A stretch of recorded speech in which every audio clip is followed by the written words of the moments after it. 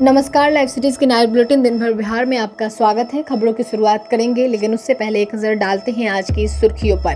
छठ व्रतियों ने दिया उदयमान सूर्य को अर्घ, सीएम ने दिया अर्घ। तेजस्वी यादव ने पीएम मोदी को घेरा। गिरिराज सिंह ने तेजस्वी पे बोला हमला। मुकेश सहनी का बड़ा दावा, इंडिया गठबंधन के साथ ही रहेंगे।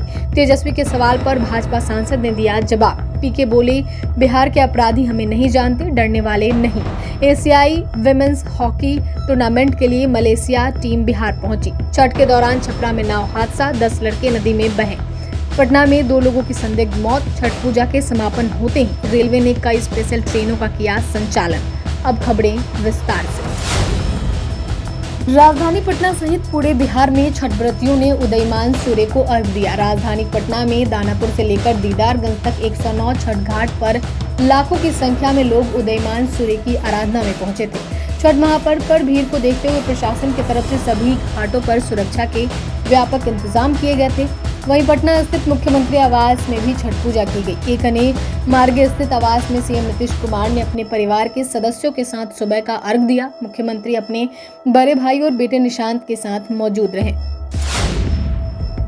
तेजस्वी यादव ने 8 साल पहले हुए नोटबंदी को याद किया। उन्होंने नोटबंदी को हादसा बताते हुए कहा कि आज इसकी बरसी मनाई जा रही है। बेलागंज में चुनावी कार्यक्रम में शामिल होने के लिए जा रहे तेजस्वी यादव ने कहा कि नोटबंदी को जब लागू किया गया था तो प्रधानमंत्री ने कहा था कि इससे काला धन वापस आएगा, लेकिन कितना काला धन आया यह सभी को पता है। वहीं काला धन से भाजपा ने हर जिले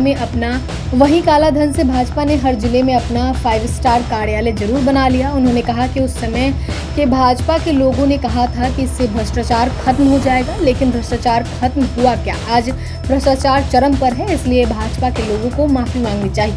वहीं नड्डा के बिहार दौरे को लेकर उन्होंने कहा कि सिर्फ यहां जायजा लेने के लिए आए हैं, साथ ही यह भी देखने आए हैं कि नीतीश जी के साथ सब कुछ ठीक है या नहीं। साथ ही 4 सीटों पर होने वाले उपचुनाव में राजद की जीत का भरोसा जताया। उन्होंने कहा झारखंड में भी हम लोग अपनी सरकार बनाएंगे।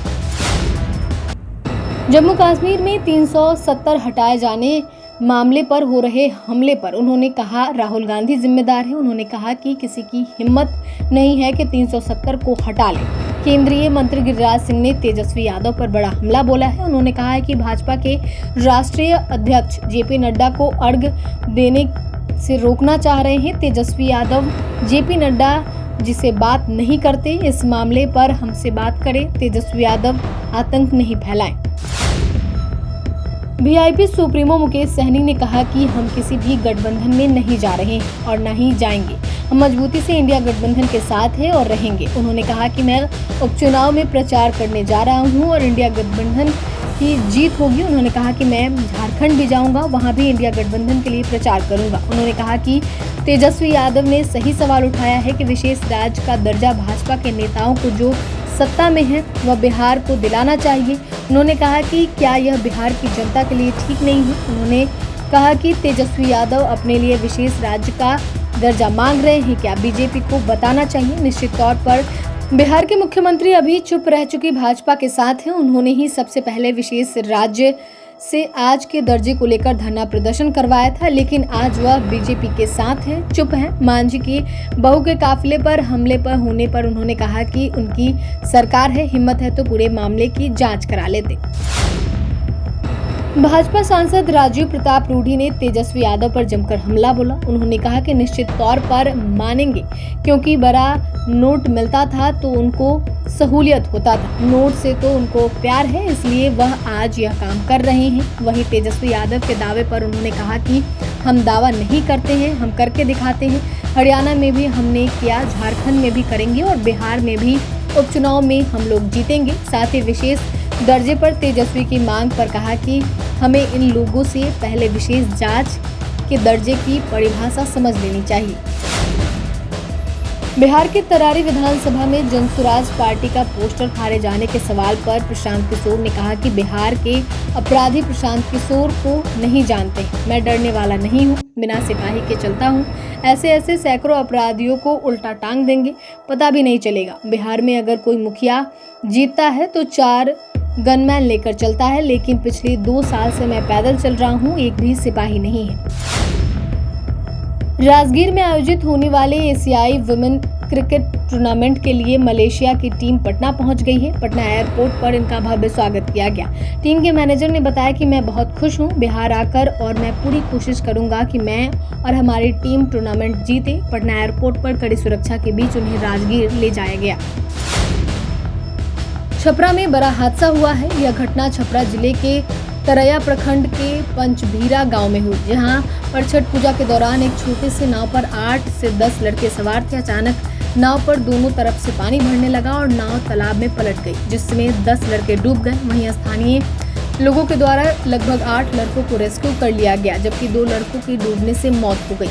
यह घटना तरैया प्रखंड के पंचमूरा गांव में उस समय हुई जब तालाब में एक छोटी सी नाव पर 8 से 10 युवक सवार हो गए थे और नाव बीच पोखर में जाकर डगमगा गई और पानी में बैठ गई।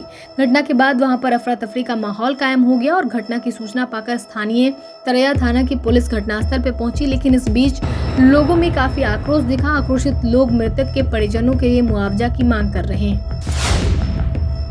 राजधानी पटना के दीघा थाना क्षेत्र के 2 लोगों का शव बरामद किया गया है। वहां रहने वाले लोगों ने बताया कि दोनों की मौत शराब सेवन से हुई है। वहीं सूचना के बाद मौके पर पहुंची पुलिस ने ऐसी किसी बात से इनकार किया है। पुलिस का कहना है कि अभी तक की जांच में शराब सेवन से जुड़ा कोई साक्ष्य सामने नहीं आया है। मामले की जांच की जा रही है। इसके बाद ही मौत के असली वजहों के बारे में बताया जा सकता है। घटना को लेकर दीघा DSP 2 दिनेश कुमार पांडे ने बताया कि पटना में 2 लोगों की लाश मिली है। दोनों यहां पर किराए के मकान में रहते थे। जांच के लिए FSL की टीम बुलाई गई है। उदीयमान सूर्य को अर्घ देने के साथ ही लोक आस्था के महापर्व छठ पूजा का समापन हो गया। त्योहार पर घर आए दूसरे राज्यों में काम करने वाले बिहार के लोग अब वापस काम पर लौटने की तैयारी में हैं। छठ पूजा के बाद पटना, मुजफ्फरपुर, सहरसा, दरभंगा समेत अन्य शहरों में दिल्ली, मुंबई, अहमदाबाद, हैदराबाद, बेंगलोर समेत अन्य जगहों से नियमित ट्रेनों में टिकट खाली नहीं है। यात्रियों की दिक्कत को देखते हुए रेलवे ने कई स्पेशल ट्रेनों का संचालन किया। बिहार के विभिन्न स्टेशन से 3 दर्जन से ज्यादा ट्रेनें खुलेंगी।